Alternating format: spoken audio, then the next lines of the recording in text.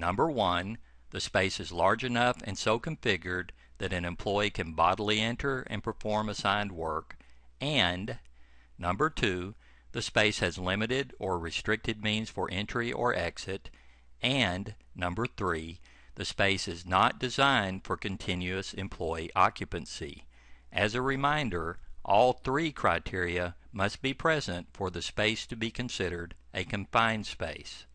The first criteria listed in OSHA's definition of a confined space is the space is large enough and so configured that an employee can bodily enter and perform assigned work. The operative term is bodily enter. This means that the employee can fit entirely inside the space. If the space is not large enough for the employee to fit entirely inside, then the space does not meet the definition of a confined space. This standard is only intended to apply to spaces large enough and configured so the entire body of an employee can enter. The second criteria in OSHA's definition of a confined space is the space has limited or restricted means for entry or exit. Contrary to popular belief, this does not mean that the space has only one way in or out. It means the entrance ability to escape in an emergency would be hindered. They further explain that a space would have a limited means of entry or exit where the occupant must crawl, climb, twist, be constrained in a narrow opening, follow a lengthy path, or otherwise exert unusual effort to enter or leave, or where the entrance may become sealed or secured against opening from inside. The third and final criteria listed in OSHA's definition of a confined space is the space is not designed for continuous employee occupancy.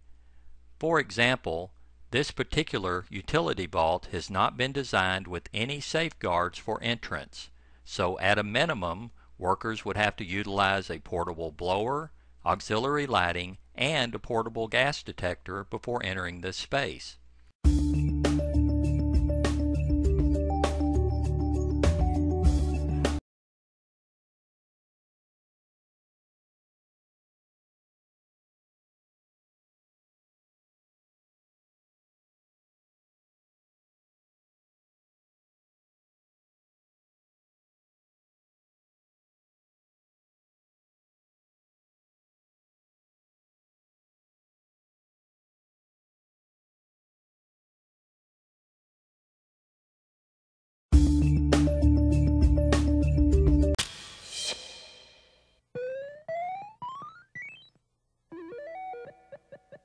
Normally, outside air contains about 21% oxygen and is necessary to sustain life.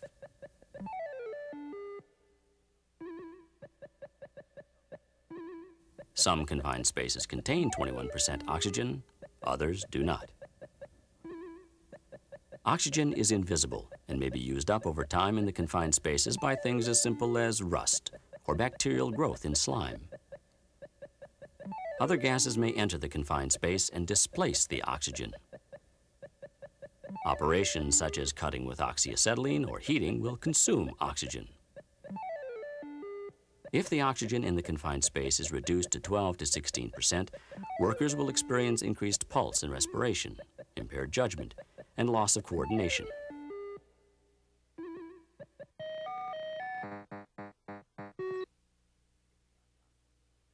If the oxygen level is at 6 to 10% or less when the workers enter a confined space, they will experience nausea, vomiting, or loss of consciousness followed by death.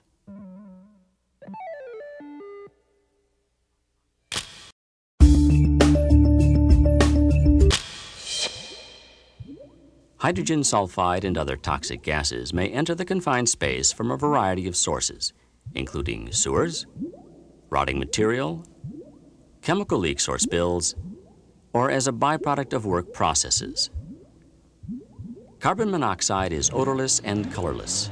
It's produced from the incomplete burning of any carbon-containing material like gasoline, wood, natural gas, and propane, and can be lethal at doses of 1% or less. Hydrogen sulfide is invisible and has an odor like rotten eggs, but at higher concentrations, it may knock out your sense of smell. Death can result in seconds from hydrogen sulfide exposure.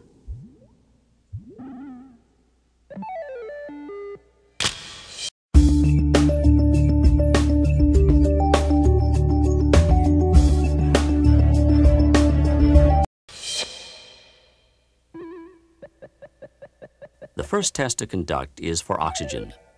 Oxygen deficiency can occur at any level.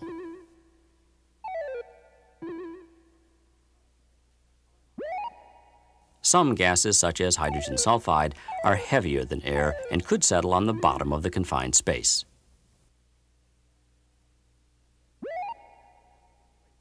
Methane will displace oxygen. It is an explosive gas and is lighter than air.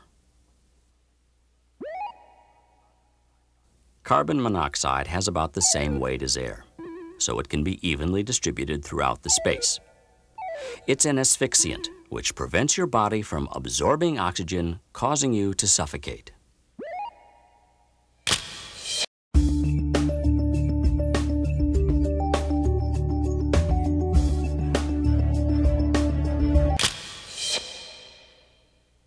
Never use the ventilator like a vacuum to draw air out of the confined space. It may draw in toxic gases from other parts of the space. The fan must blow fresh air into the space. Ventilation will provide a continuous supply of fresh air and prevent the buildup of contaminants.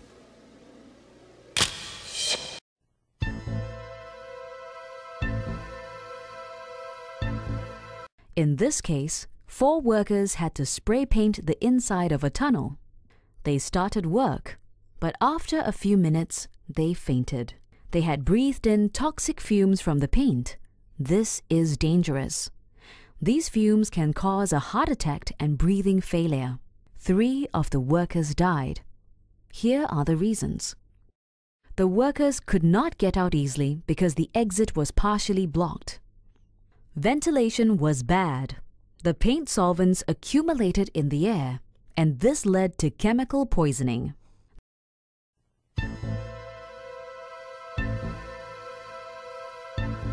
Employees were cleaning a confined space on board a vessel using solvents. The foreman told them to ventilate the space and dilute any vapors with an air hose.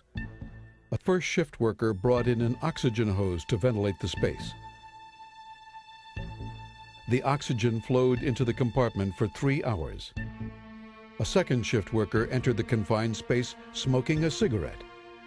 He threw the cigarette to the deck and it began to burn like a candle. When he stepped on the cigarette, his shoe and pant leg caught fire. The oxygen-enriched atmosphere caused the fire to increase rapidly, and he was quickly engulfed in flames. He died as a result of the burns he received.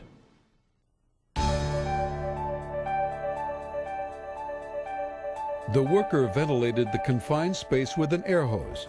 To make matters worse, the worker used oxygen to ventilate the space. Never use oxygen to ventilate any space. Use a blower or ventilation fan. The confined space was not inspected and tested for air quality and flammability by a shipyard competent person prior to entry. The employee was smoking in an area where smoking was prohibited.